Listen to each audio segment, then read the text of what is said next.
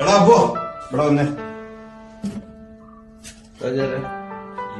ഇയാളെ ഒരു ഉത്തരവാദിത്വം വേണ്ട കാര്യങ്ങൾക്കൊക്കെ ആ നായന്മാരെ പറമ്പ് തെങ്ങേറാൻ വേണ്ടിട്ട് തെങ്ങേറ്റക്കാരെ ഏൽപ്പിക്കാൻ പറഞ്ഞിട്ടുണ്ട്. ഇന്ന് രാവിലെ ചായക്കട പോയപ്പോഴാണ് സൊസൈറ്റിയിൽ വളം വന്നുള്ള അറിഞ്ഞു. വൈകുന്നേരം ആകുമ്പോഴത്തേന് ഈ കാര്യങ്ങളൊക്കെ കൃത്യമായിട്ട് ചെയ്തിട്ട് വരണം. ആരെന്താ പറഞ്ഞത്?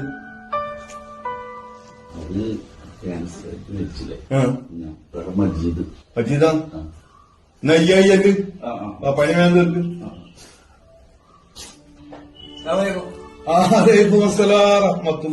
ആ മജീദ് അല്ലേ എന്റെ പേര് അങ്ങനെയല്ലേ? വാ മോനെ ഇരിക്ക്. ഇരിക്കടാ ഇരിക്കു മോനെ ഇരിക്ക്. എന്തൊക്കെയാണ് എനിക്ക് പറയാനുള്ളത്? ഇരിക്ക്.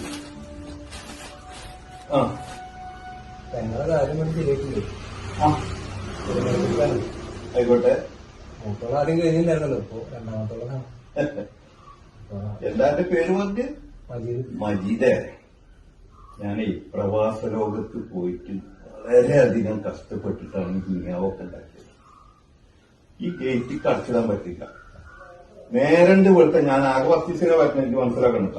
നേരണ്ട് വെളുത്ത തുടങ്ങും ഇതുപോലുള്ള ആളുകൾ പെങ്ങളെ കെട്ടിക്കല്, ആസ്പത്രി പോകല്, പെരണ്ടാക്കല് എല്ലാം നടന്നോട്ടെ. ആര് വന്നാലും ഞാൻ മടക്കി പറഞ്ഞേക്കില്ല. അതാണ്. എടി റസിയ,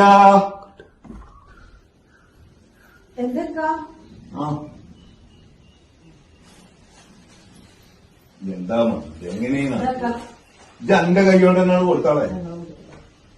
ഇന്നാ മതി. ഞമ്മളാരും ഈ ഗേറ്റ് കടന്നു വരുന്നവർ വെറും കൈയോടെ പറഞ്ഞേക്കില്ല. അന്റെ കാര്യങ്ങളാണ്.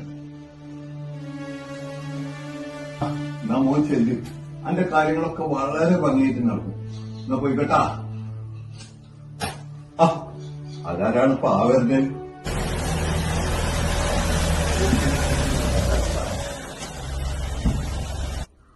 അത് വെറും തിരുവല്ല ചെയ്തേ, പാലിയേറ്റീവ് കെയറിന്റെ ആൾക്കാരാണ്. അതെ. എന്തൊക്കെ ഇവിടെ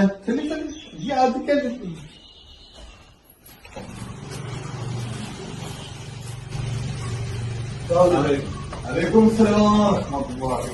വെരി മക്കളെ, നിങ്ങളെ ആളുകൾ പറയണ്ടല്ലോ. വെരി കുട്ടി. അപ്പൊ നിങ്ങൾ ആരൊക്കെയാണാവോ? അങ്ങനെ ഞങ്ങൾ ഈ പാലിയേറ്റീവ് രംഗത്ത് പ്രവർത്തിക്കുന്ന വളരെമാരാണ്. വർഷങ്ങളായിട്ട് 10-400 രോഗികളെ വീടുകളിൽ ചെന്ന് പരിചരിക്കുന്ന ഒരു സംവിധാനമാണ്. അപ്പൊ ജനുവരി 15 പാലിയേറ്റീവ് കെയർ ദിനാണ്. അപ്പൊ അതിന്റെ ഒരു സാമ്പത്തിക സമാഹരണ യാത്രയിലാണ് പറയുന്നത്. അതും തിരുവിനാട് വന്നത്.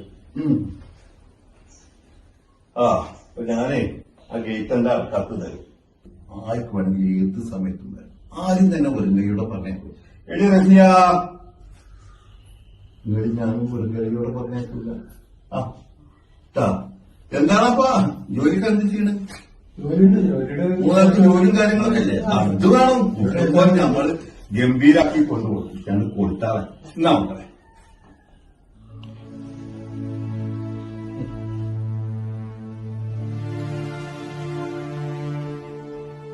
അതേ ഞങ്ങളിപ്പോ ഇവിടത്തേക്ക് വന്നത് ജന്തുവൊക്കെ വെക്കുക അവിടെ അങ്ങനത്തെ അകത്തേക്കല്ലടി. എന്താ പോലെ ഇങ്ങനെ വന്നത് ഇങ്ങനെ ഒരു ലക്ഷ്യം വെച്ചിട്ടല്ല. ഞങ്ങള് സ്ഥിരമായിട്ട് ഇങ്ങനെയൊക്കെ പിരിവിന് ഇറങ്ങുന്നുണ്ടെങ്കിലും കാര്യമായിട്ടുള്ള ഒരു വരുമാനത്തേക്ക് എത്തുന്നില്ല. അപ്പൊ എനിക്ക് സ്ഥിര വരുമാനം വേണമെന്നുള്ള ഒരു ഇതുണ്ട്. അതിന് ഒരു 5-6 സെന്റ് സ്ഥലം നിങ്ങൾ തന്നാൽ ഞങ്ങൾക്ക് അതിനൊരു ക്വാർട്ടേഴ്സാ വീട് ഉണ്ടാക്കാം. അപ്പൊ നിങ്ങളടുത്തിപ്പോ ഉണ്ടല്ലോ കൊടുക്കാനൊക്കെ. ഞങ്ങൾക്ക് അത് വലിയൊരു ഉപകാരം കിട്ടും. നാട്ടിലെ ആൾക്കാർക്ക് വേണ്ടിയിട്ടല്ലേ, രോഗികൾക്ക് വേണ്ടിയിട്ടല്ലേ. അപ്പൊ നിങ്ങൾ അതിനൊന്ന് പരമാവധി പരിശ്രമിക്കണം. മക്കളെ നിങ്ങൾക്ക് പെരൊന്നും മാറിയില്ലല്ലോ. നിന്റെ അടുത്ത് ഉണ്ടായതൊന്നേ വെറുതെ ഉണ്ടായതല്ല. എന്നാ ശരി, എന്താ നോക്കിക്കണം. പാലിയേറ്റീവുകാർ പാവപ്പെട്ടവരും പണക്കാരനൊക്കെ ഒരേപോലെ ആവശ്യം വരുന്ന ഒന്നാണ്. ഇവിടേക്ക് നമ്മൾ കയറി വന്നത് ഒരു സംഭാവന എന്നുള്ള ചിന്തയിലല്ല. നമുക്കൊരു ഓർമ്മപ്പെടുത്തിയ പോലെ നമുക്ക് നാളെക്കൊരു ഉപകാരം കിട്ടുന്ന ഒരു മനസ്സിന് വേണ്ടിയിട്ടാണ്.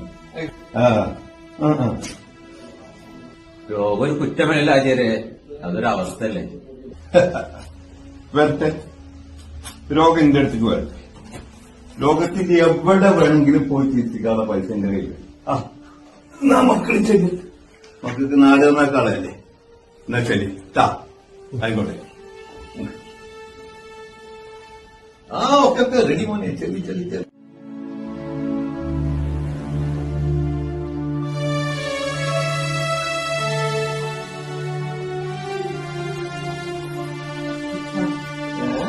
നമ്മൾക്ക് ഇഷ്ടം പോലെയില്ലേ, എന്തെങ്കിലും അധികം കൊടുക്കാണ്ടില്ല എനിക്ക്. അതെ, ഇപ്പോഴത്തെ കാര്യം നോക്ക്, അത് ഞാൻ തീരുമാനിച്ചു.